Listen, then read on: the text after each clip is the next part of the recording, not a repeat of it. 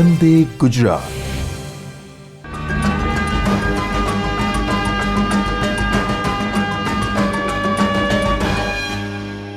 નમસ્કાર તાલીમાર્થી મિત્રો, હું કે ભાસ્કર ઔદ્યોગિક તાલીમ સંસ્થામાંથી આજે તમને આરસીસીનો પરિચય અને તેમાં જે મટીરિયલ વપરાય છે અને એનું પ્રોપોર્શન શું છે તેના વિશે આજ તમને સમજાવીશ. આરસીસી વિશે તમને સમજાવતા તમે આરસીસીનો ઉપયોગ આપણે બાંધકામમાં કેવી રીતે થાય છે અને તેનો શું હેતુ હોય છે તે પણ તમે જાણી શકશો. હવે આપણે આગળની પીપીટીમાં જોશું કે આપણે આરસીસીનું બાંધકામમાં શું મહત્ત્વ હોય છે. હવે આરસીસીની સામગ્રી અને પ્રમાણનો પરિચય જે આપણો વિષય છે તેના વિશે આપણે ચર્ચા કરશું. હવે તેમાં આપણે કયા કયા તેના ઉદ્દેશો હોય છે તેના વિશે ચર્ચા કરીશું. તો આપણે તેના ઉદ્દેશોની વાત કરી તો તમે આ જે પાઠ છે તે સંપૂર્ણપણે જો તમે ધ્યાનથી સાંભળશો તો તમે આમાં નીચેની બાબતો જાણી શકશો. પ્રથમ તો આરસીસીને આપણે વ્યાખ્યાયિત કરી શકશું, આરસીસીના લાભો, આરસીસીમાં વપરાતી સામગ્રીની યાદી, સિમેન્ટના ગ્રેડ, રેન્ફોર્સમેન્ટની સામગ્રીની બાબતોનો આપણે ખ્યાલ મેળવી શકશું. કોન્ક્રીટ છે તેના વિશે આપણે પ્રથમ તો ખ્યાલ મેળવી. તો કોન્ક્રીટ છે શું? તો કોન્ક્રીટ બીજું કાંઈ નથી, એક કોમ્પ્રેસર ફોર્સને સહન કરવા માટે મહત્ત્વનું એક મટીરિયલ છે, જેમાં રેતી, કાંકરી અને પાણીનું તથા સિમેન્ટનું મિક્સિંગ કરીને બનાવવામાં આવે છે. કોન્ક્રીટ હોય છે તેની કાર્યક્ષમતા, ટકાઉપણું અને સખ્તાઈનો સમય જેવી ચોક્કસ લાક્ષણિકતાઓને બદલવા માટે એડમિક્સર ઉમેરવામાં આવે છે. કોન્ક્રીટ હોય છે જેને બનાવવા માટે આપણે રેતી, કપચી, પાણી અને સિમેન્ટને ઉમેરીને બનાવીએ છીએ. પછી તેની અંદર તેના ગુણધર્મો બદલવા માટે આપણે તેમાં એડમિક્સરનો ઉપયોગ કરીએ છીએ. એડમિક્સરો કયા કયા? તો કે કોન્ક્રીટ હોય એને વોટરપ્રૂફ, તેમાં ભેજ ઓછો લાગે. તો આપણે ઘણીવાર ઘણી કંપનીઓ હોય છે જે પાણીના ભેજને આવતું અટકાવે, સિમેન્ટ હોય એની સ્ટ્રેન્થ વધારે, એવા ઘણા મટીરિયલ હોય છે. પાણીનો ઓછો ઉપયોગ કરી શકાય તેવા પણ કેમિકલો આવતા હોય છે. આ બધા કેમિકલો એડમિક્સરની અંદર આવે છે જે કોન્ક્રીટની સામર્થ્યમાં વધારો કરે છે. આપણે હવે જોઈએ તો મોટાભાગના ખડક જેવા પદાર્થોની જેમ કોન્ક્રીટમાં ઉચ્ચ દબાણ શક્તિ અને ખૂબ જ ઓછી તાણ શક્તિ હોય છે. પ્રબલિત કોન્ક્રીટ એ કોન્ક્રીટ અને સ્ટીલનું મિશ્રણ છે, જેમાં સ્ટીલ મજબૂતીકરણ માટે કોન્ક્રીટમાં તાણ શક્તિ પ્રદાન કરે છે. સ્ટીલ રેન્ફોર્સમેન્ટ કોમ્પ્રેશન ફોર્સનો પ્રતિકાર કરવામાં પણ સક્ષમ છે અને તેનો ઉપયોગ કોલમ તેમજ અન્ય મકાનના ભાગ બનાવવા થાય છે. તો આપણે જે કોન્ક્રીટ હોય છે તે દબાણ બળ સહન કરી શકે છે, પરંતુ તન્ય બળ સહન કરી શકતું નથી. એટલે આની અંદર આપણે રેન્ફોર્સમેન્ટનો ઉપયોગ કરીએ છીએ. જે કોન્ક્રીટ હોય છે તેમાં દબાણ કરવાની શક્તિ હોય છે, પરંતુ તન્ય બળને સહન કરી શકતું નથી. માટે આપણે તેમાં સ્ટીલ વાપરીએ છીએ.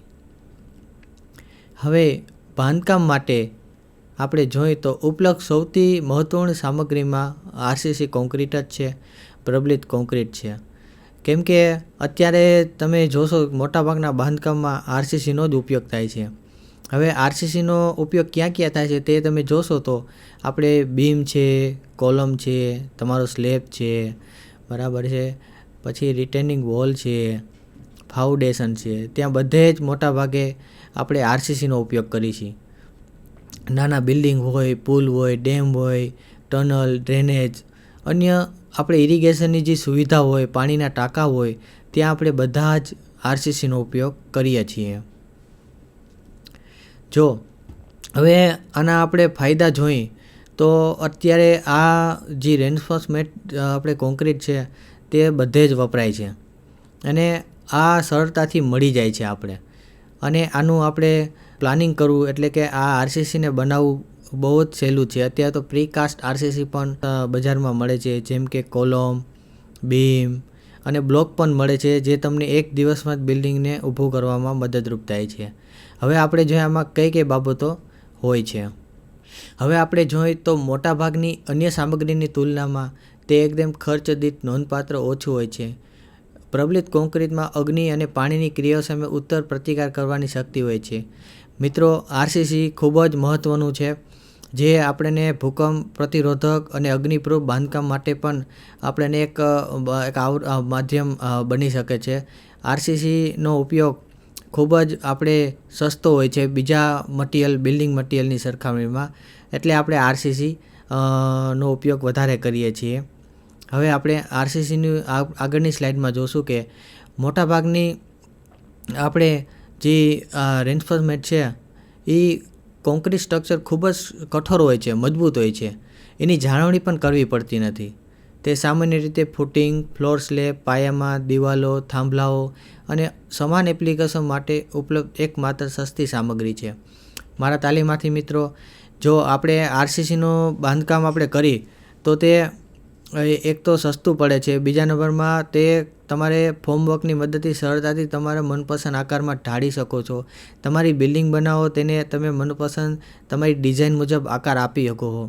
આવા ઘણા ફાયદાનો લીધે આપણે આરસીસી ઉપયોગ કરીએ છીએ. હવે આપણે આગળની સ્લાઇડમાં જોશું કે કોન્ક્રીટની એક વિશેષતા એ છે કે તે સાદા સ્લેબ, બીમ, સ્તંભોથી લઈને કમાનો સુધીના અસાધારણ વિવિધ આકારો નાખવાની ક્ષમતા હોય છે. મેં તમને વાત કરી તેમ આરસીસી છે તે આપણે મનપસંદ આકારોમાં ઢાળી શકીએ છીએ. તમે ઘણા એવા આરસીસી સ્ટ્રક્ચર જોયા છે. આપણે સૌથી સારામાં સારું ઉદાહરણ લઈએ તો બુર્જ ખલીફા છે, તો તેનો આકાર તમે જોઈ શકતા છો કે અરેબિયન શૈલીમાં બહુ વ્યવસ્થિત રીતે બનાવેલો છે. તો આરસીસીની મદદથી જ શક્ય છે. તમે તમારા કોલમને આકાર આપી શકો છો, વળાંકો આપી શકો છો, તે ફક્ત આરસીસીની મદદથી જ થઈ શકે છે. કેમ કે કોન્ક્રીટ હોય છે તે કોમ્પ્રેશન ફોર્સને સહન કરે છે અને જે સ્ટીલ હોય ટેન્શન ફોર્સને સહન કરે છે. આપણે બસ આ જ ગણતરીનું આરસીસીના આ ટોપિકમાં ભણવાનું છે, જે ખૂબ જ મહત્ત્વનું છે. હવે હું તમને આગળની સ્લાઇડમાં સમજાવીશ. કોન્ક્રીટનો સફળતાપૂર્વક ઉપયોગ કરવા માટે ડિઝાઇનર તેના નબળા મુદ્દાઓ તેમજ તેના મજબૂત મુદ્દાઓને સંપૂર્ણપણે પરિચિત હોવા જોઈએ. મારા તાલીમાર્થી મિત્રો, આનો તમને સમજાવું તો આપણે આરસીસીની અંદર માની લો કે તમે પહાડી વિસ્તારમાં હો, તો ત્યાં સ્લાઇડિંગ જમીન હોય ઢાળવાળી હોય છે, તો ત્યાં આપણે શોર્ટ કોલમ ને લોંગ કોલમ કરવા પડે છે. એ પ્રમાણે આપણે બીમની ડિઝાઇન કરવી પડે છે, આનું કેલ્ક્યુલેશન કરવું પડે છે. તો આરસીસીની અંદર ખૂબ મહત્ત્વનું હોય છે કે તેમાં ફોર્સ કેવા આવે છે, એ ફોર્સ આપણે કેલ્ક્યુલેશન કરીને જ પછી આપણે ડિઝાઇન કરતા હોઈએ છીએ. હવે હું તમને આગળની સ્લાઇડમાં સમજાવીશ કે આપણે આ આરસીસીના ગેરફાયદા શું છે. તો કોન્ક્રીટમાં ખૂબ જ ઓછી તાણ શક્તિ હોય છે, તેને ટેન્સાઇલ રેન્ફોર્સિંગનો ઉપયોગ કરવાની જરૂર પડે છે. જ્યાં સુધી તે પૂરતા પ્રમાણમાં સખત ન થાય ત્યાં સુધી કોન્ક્રીટને સ્થાને રાખવા માટે ફોર્મવર્ક જરૂરી છે. વધુમાં, જ્યાં સુધી કોન્ક્રીટના સભ્યો પોતાની જાતને ટેકો આપવા માટે પૂરતી શક્તિ પ્રાપ્ત ન કરે ત્યાં સુધી છત, દિવાલો અને માળ તેમજ સમાન રચનાઓ માટે ફોર્મવર્ક જરૂરી હોઈ શકે છે. ફોર્મવર્ક ખૂબ ખર્ચાળ હોય છે.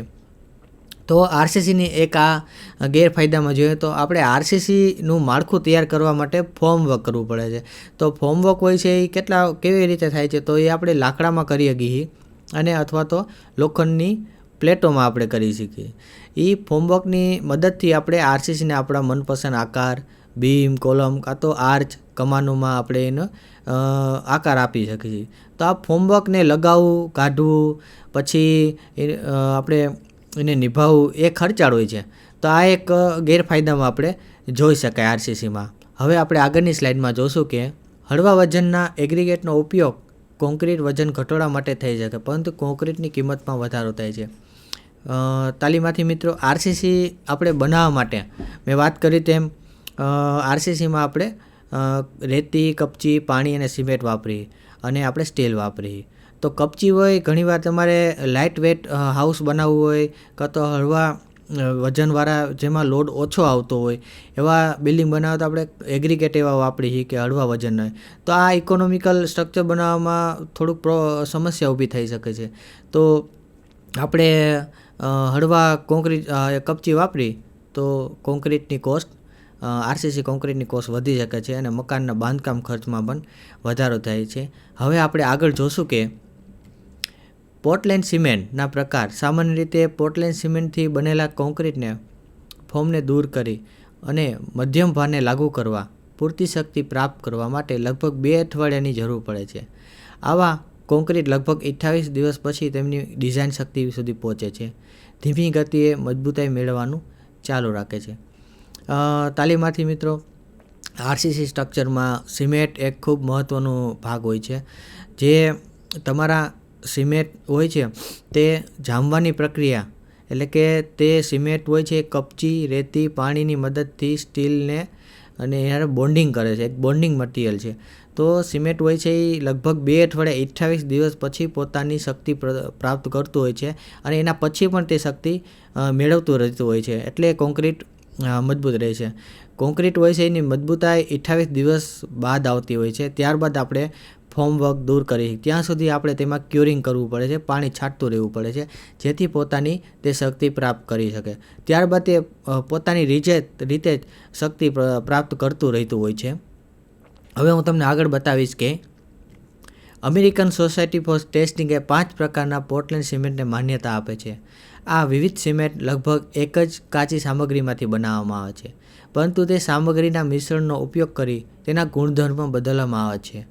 પ્રકાર 1 એ સામાન્ય સર્વહેતુ સિમેન્ટ છે, જેનો ઉપયોગ સામાન્ય બાંધકામ કાર્ય માટે થાય છે. પ્રકાર 2 એ એક સંશોધિત છે, જેમાં આપણે તેનો એડમિક્સરો વાપરીને ગુણધર્મો બદલી શકીએ છીએ. સિમેન્ટ હોય છે તે આપણે મોટાભાગે સિલિકામાં મુખ્ય તત્વ હોય છે. ત્યારબાદ આપણે જરૂરિયાત મુજબ તેમાં અન્ય કેમિકલ કોમ્પાઉન્ડ નાખીને તેના ગુણધર્મો બદલીએ છીએ. હું તમને આગળ બતાવીશ કે જે ટાઈપ 1 સિમેન્ટ છે તેના કરતાં ટાઈપ 1 સિમેન્ટ કરતાં ઓછી હાઇડ્રેશન ગરમી ધરાવે છે અને તે સલ્ફેટ સંપર્કમાં ટકી શકે છે. પ્રકાર 3 એ ઉચ્ચ પ્રારંભિક શક્તિવાળા સિમેન્ટ છે, જે પ્રથમ 24 કલાકમાં પ્રકાર 1 સિમેન્ટ કરતાં બમણી મજબૂતાઈ કરશે. આ સિમેન્ટમાં હાઇડ્રેશનની ઘણી વધારે ગરમી હોય છે. તાલીમાર્થી મિત્રો, મેં વાત કરી એમ પોતાની જરૂરિયાત મુજબ અલગ અલગ પ્રકારની આપણે સિમેન્ટમાં આપણે કેમિકલ કમ્પાઉન્ડ બદલીને તેના ગુણધર્મો બદલી શકીએ.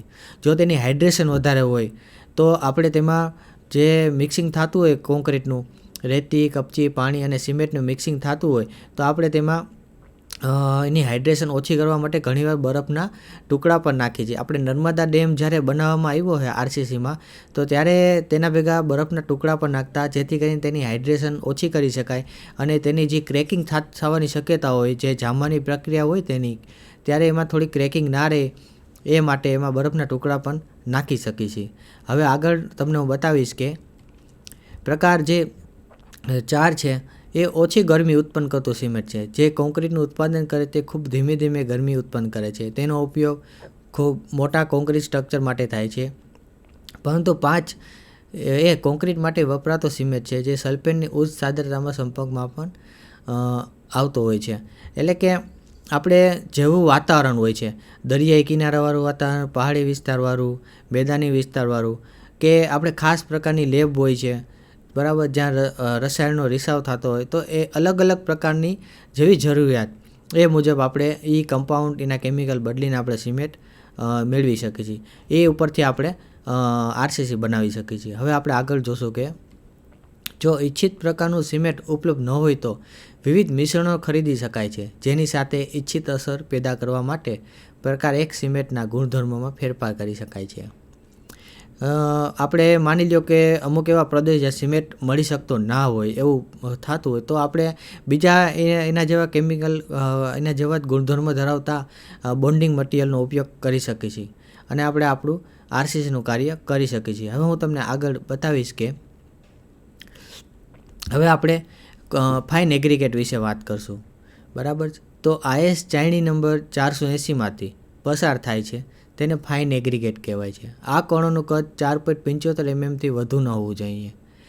ફાઇન કણો પસાર થવા માટે ઇન્ડિયન સ્ટાન્ડર્ડ 15 મુજબ 8%થી વધુ અસર પેદા થવી ના જોઈએ. એટલે કે આપણે જે ફાઇન એગ્રીગેટની વ્યાખ્યા કરી છે કે આપણે જે ચાઇની છે આપણી 480, તો એ ફાઇન એગ્રીગેટ કેવા હોવા જોઈએ કે તેમાં કોઈ પણ પ્રકારની અશુદ્ધિ ના આવવી જોઈએ. જો અશુદ્ધિ હોય તો આપણા કોન્ક્રીટની ગુણવત્તા નબળી કરી શકે છે. તો આપણે ખાસ ધ્યાન રાખવું જોઈએ કે તે 4.75 mmથી વધારે ના આવવા જોઈએ, કેમ કે આપણે જે જોઈતી સ્ટેન્ડ છે આરસીસીની, તેના માટે આવા માપદંડો જરૂરી હોય છે. હવે આપણે આગળ જોશું કે તેમાં કોઈ પણ કાર્બનિક પદાર્થોથી મુક્ત હોવું જોઈએ અને તેમાં કોઈ પણ અશુદ્ધિ હોવી ના જોઈએ. તો અશુદ્ધિ કઈ હોય? તો કાપ, માટી, છાર વગેરે. બરાબર. તે ઇન્ડિયા સ્ટાન્ડર્ડ 383ને અનુરૂપ હોવું જોઈએ. તો ઇન્ડિયા સ્ટાન્ડર્ડ એટલે કે બ્યુરો ઓફ આપણું ઇન્ડિયા સ્ટાન્ડર્ડ હાલ થઈ ગયું છે, તે 383ની અંદર આપણે ફાઇન એગ્રીગેટની વ્યાખ્યા આપેલી છે. તે મુજબ આપણે કોન્ક્રીટ બનાવવામાં તેનો ઉપયોગ કરવો જોઈએ. હવે આપણે કોસ એગ્રીગેટની વાત કરીએ. તો ચાયણી નંબર 480માંથી જે પસાર ના થાય તેને કોસ એગ્રીગેટ કહેવાય છે. તેમનું કદ, કામના પ્રકાર અને પ્રકૃતિ પર આધાર રાખે છે. તો કોસ એગ્રીગેટ આપણી કપચી છે અને ફાઇન એગ્રીગેટ રહેતી છે. કોસ એગ્રીગેટની અંદર આપણે જોયું કે 480ની જે ચાયણી છે આપણી ઇન્ડિયા સ્ટાન્ડર્ડ પ્રમાણે, તો એમાંથી પસાર ના થવા જોઈએ. હવે એના કામના પ્રકાર જોઈએ. તો કામના પ્રકાર જોઈએ તો આપણે જો માની લો કે રેલવે ટ્રેક પાથરો હોય તેમાં બેલાસ વાપરી તો એ બહુ મોટા હોય છે, પણ એ હકીકતમાં કોસ એગ્રીગેટ જ છે. પણ આપણે કપચી જોઈએ છે આરસીસી બનાવવા, તો એ કદમાં થોડીક નાની હોય છે, પણ 4.75 mmથી વધારે હોવી જોઈએ. અને 480 ઇન્ડિયા આપણી ચાયણી છે એમાંથી પસાર થવી ના જોઈએ. હવે આપણે આગળ જોશું કે તે માટીના ઢગલા અને અન્ય કાર્બનિક પદાર્થોથી મુક્ત હોવી જોઈએ. આ શરત બધીમાં લાગુ પડે છે કે તેમાં કોઈ પણ અશુદ્ધિ ના હોવી જોઈએ. જો અશુદ્ધિ હોય તો કોન્ક્રીટ આપણો સ્ટ્રેન્થમાં મજબૂતાઈ પ્રાપ્ત કરી શકતો નથી. તે નરમ, છિદ્રાળું અથવા ચળકતા સપાટીવાળું ન હોવું જોઈએ. તે વજન દ્વારા 5%થી વધુ પાણી શોષી લે તેવું ન હોવું જોઈએ. અને તે ઇન્ડિયા સ્ટાન્ડર્ડ 383ને અનુરૂપ હોવું જોઈએ. તમારે ફાઇન એગ્રીગેટ અને કોસ એગ્રીગેટની વધારે માહિતી જોતી હોય તો આપણે ઇન્ડિયા સ્ટાન્ડર્ડનો જે કોડ છે 383, તેમાંથી તમે મેળવી શકો છો. હવે આગળ તમને બતાવીશ પાણી. તો કોન્ક્રીટ બનાવવાનું મહત્ત્વનું જે આપણું મટીરિયલ છે તેમાં પાણીનો પણ સમાવેશ થાય છે. પાણી કોન્ક્રીટ બનાવવા માટે વપરાતું પાણી કાર્બનિક અશુદ્ધિઓ, સલ્ફર પ્રદૂષણ અને ક્લોરાઇડ જેવી ગંદકીથી મુક્ત હોવું જોઈએ. ઇન્ડિયા સ્ટાન્ડર્ડ 14543માં સ્વચ્છ પાણીનો ઉલ્લેખ કરવામાં આવેલો છે અને કેવું પાણી વાપરવું તેનું છે.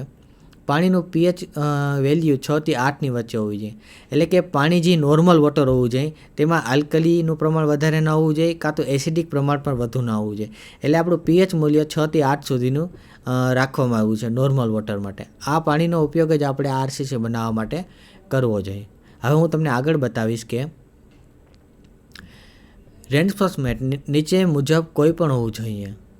બરાબર. હળવા સ્ટીલ અને મધ્યમ તાણવાળા સ્ટીલ બાર અનુરૂપ, જે ઇન્ડિયા સ્ટાન્ડર્ડ 432માં અનુરૂપ હોવું જોઈએ. એટલે કે રેન્ફોર્સમેન્ટ આપણે નીચે પ્રમાણે કોઈ પણ લઈ શકીએ છીએ. હવે એનું ઇન્ડિયા સ્ટાન્ડર્ડનું પ્રમાણ કેવું છે તેનો ઉલ્લેખ કરવામાં આવ્યો છે, તે તમે તમારી નોટબુકમાં નોંધી લેજો. તો ઇન્ડિયા સ્ટાન્ડર્ડ 1139 જે હોટ રોલ ડિફોર્મ બારનો ઉલ્લેખ કરે છે. ઇન્ડિયા સ્ટાન્ડર્ડ 1786 જે કોલ્ડ વેસ્ટેડ બારનો ઉલ્લેખ કરે છે. ઇન્ડિયા સ્ટાન્ડર્ડ 1566ને અનુરૂપ તે વાયર ફેબ્રિક સખત હોવું જોઈએ અને સ્ટ્રક્ચર સ્ટીલમાંથી બનાર રોલ સ્ટીલ હોય છે. ઇન્ડિયા સ્ટાન્ડર્ડ 226 તે અનુરૂપ હોવું જોઈએ, એટલે કે તે ખૂબ મજબૂત હોવું જોઈએ. બરાબર છે. રેન્ફોર્સમેન્ટ આપણે આરસીસીની અંદર ખૂબ મહત્ત્વનું છે, કેમ કે તેની પર તાણબળ સહન કરવાની શક્તિ હોય છે. આપણે તમે જોયું હશે કે આપણે સિમ્પલી સપોર્ટેડ બીમ હોય તો તેમાં નીચેની તરફ બેન્ડિંગ થતું હોય છે. બરાબર. ઉપરથી ફોર્સ લાગતો હોય છે અને કેન્ટિલેવરમાં ઉપરની બાજુ તિરાડ થવાની શક્યતા હોય છે.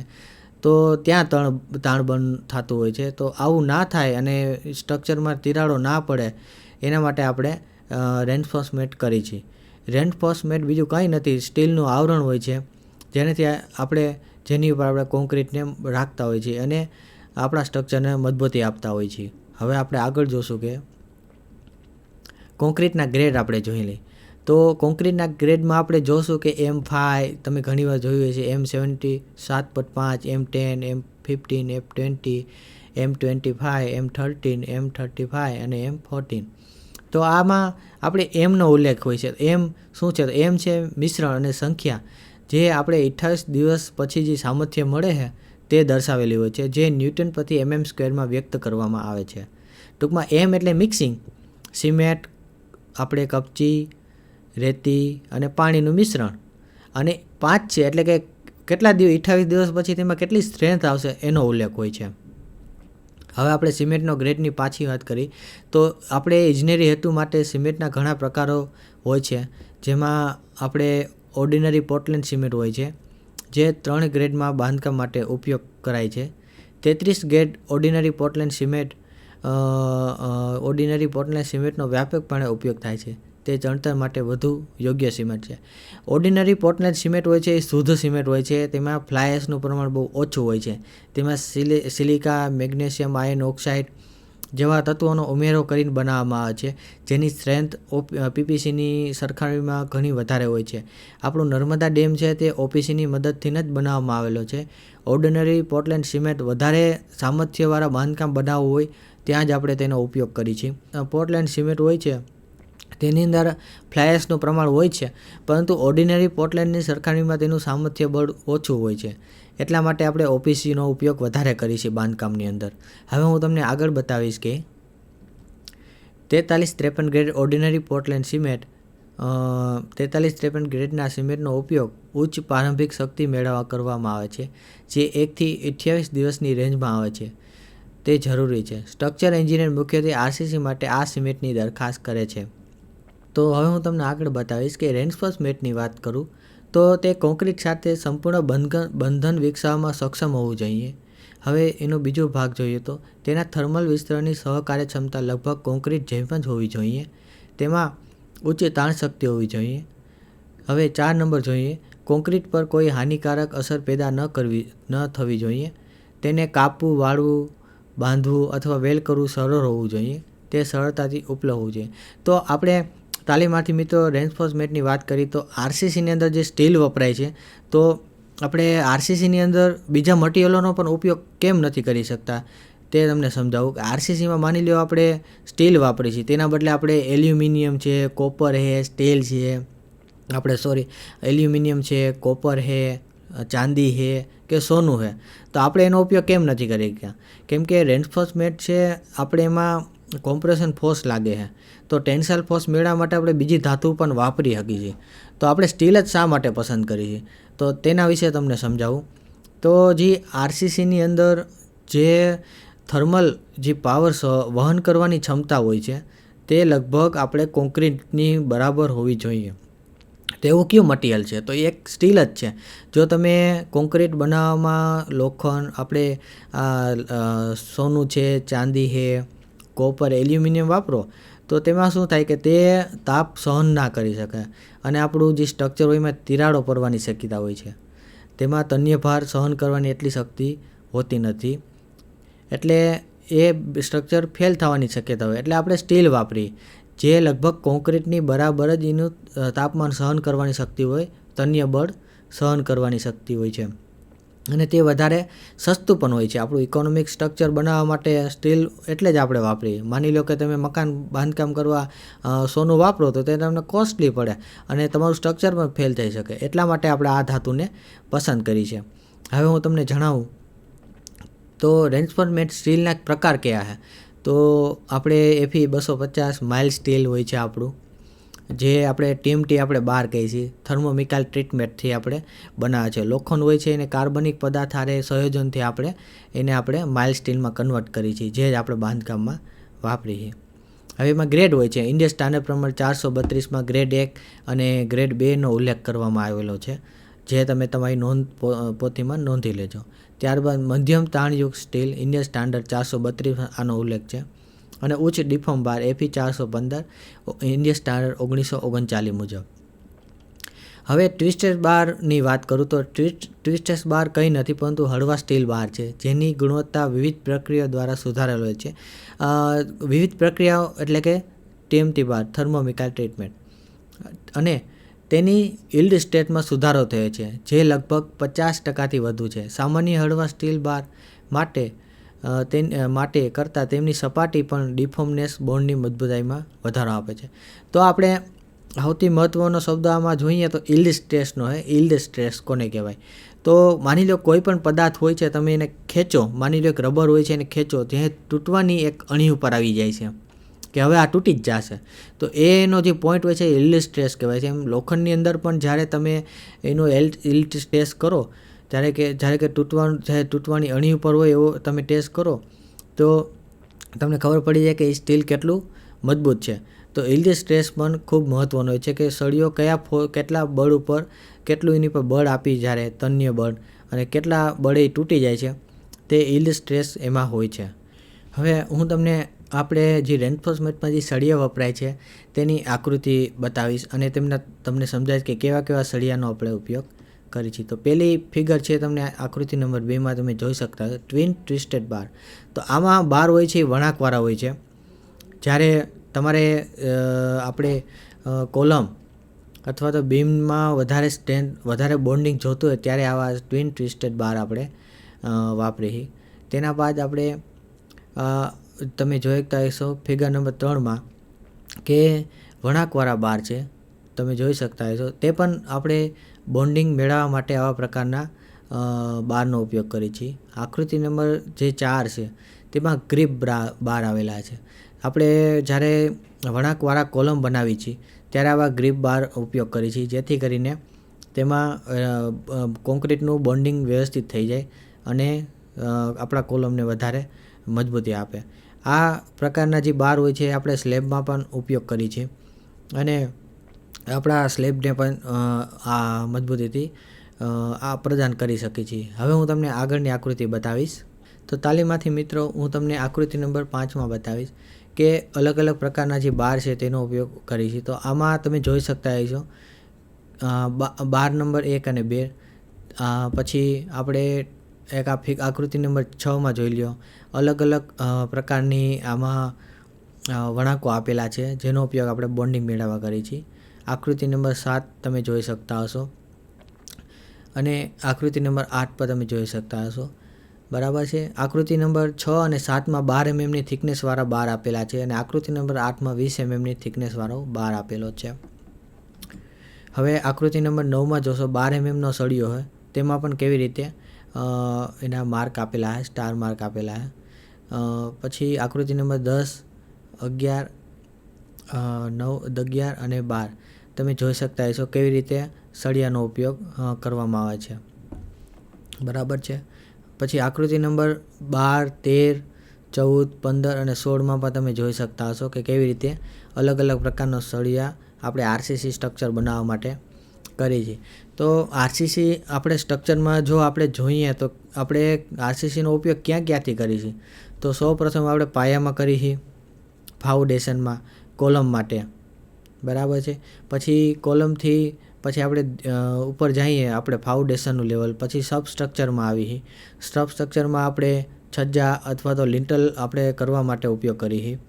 ત્યારબાદ સુપર સ્ટ્રક્ચરમાં જાય તો ત્યાં આપણે સ્લેબ બનાવવા માટે કરીએ.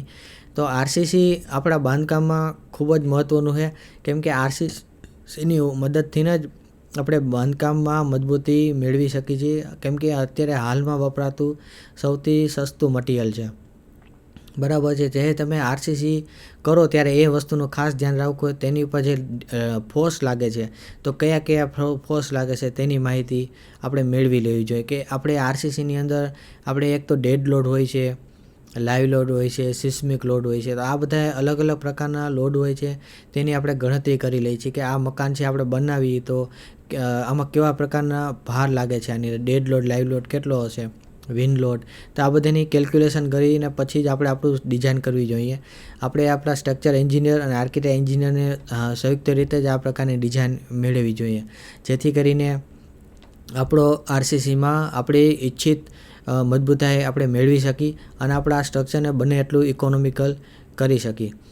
તો આની અંદર જે પણ ફોર્સ લાગતા હોય છે એ ફોર્સની પણ ગણતરી કરવી જોઈએ. આના માટે આપણે સૌપ્રથમ તો જે સ્ટીલ વાપરી તે યીલ્ડ સ્ટ્રેસ કેટલું વહન કરી શકશે તેના પણ ટેસ્ટ કરાવી લેવા જોઈએ અને આપણે આરસીસીમાં મકાનને વધારે ઇકોનોમિકલ બનાવી શકીએ છીએ. તો મારા તાલીમાર્થી મિત્રો તમને અલગ અલગ પ્રકારની બહારની જે આકૃતિ બતાવી છે તે તમે તમારી નોંધપોથીમાં દોરી લેજો અને તમારા ટ્રેડ ઇન્સ્ટ્રક્શનને બતાવજો અને તમને એક સૂત્ર પણ આપું છું અને તમે એની મદદથી સળિયાનો વજન પણ કરી શકશો. તો તમારી નોંધપોથીમાં નોંધી લ્યો કે આપણે સળિયાનું વજન કેવી રીતે મેળવી શકીએ. માની લ્યો કે તમને સળિયો હોય આપણે એનું વજન માપવું હોય તો એનું એક સૂત્ર છે D²/162. તો D² શું છે કે એનો ડાયામીટર છે. તમે સળિયો સમજી લો 8 mm હોય તો 8 mm એટલે 8નો વર્ગ કરીને એને 162 વડે ભાંગતા તમને એનું વજન પણ મળી શકશે. તો એક નાનો દાખલો, અલગ અલગ પ્રકારના ડાયામીટરના સળિયા હોય છે, 8, 12 mm, 14 mm. તે પણ નોંધપોથીમાં નોંધીને તમે એનું વજન કાઢી તમારા ટ્રેડ ઇન્સ્ટ્રક્ટર સાહેબને બતાવી દેજો અને આની આકૃતિ પણ દોરી નાખજો. આ આરસીસી છે તે હવે આપણે બાંધકામ માટે અત્યારે સર્વવ્યાપી છે, તો તમે પણ તેનો ઊંડાણપૂર્વક જોજો. ક્યાં કેવા પ્રકારના બિલ્ડિંગ બને છે, ત્યાં કેવી રીતે એ લોકો કેલ્ક્યુલેશન કરે છે, જેથી કરીને તમારા નોલેજમાં વધારો કરી શકો. બસ આજના લેસનમાં મારા તાલીમાર્થી મિત્રો તમને આરસીસીનો પરિચય અને એમાં વપરાતા મટીરિયલ વિશે માહિતી આપવાની હતી. તમે મને ધ્યાનથી સાંભળ્યો તે બદલ આપ બધા ભાઈઓ તાલીમાર્થી મિત્રોનો ખૂબ ખૂબ આભાર.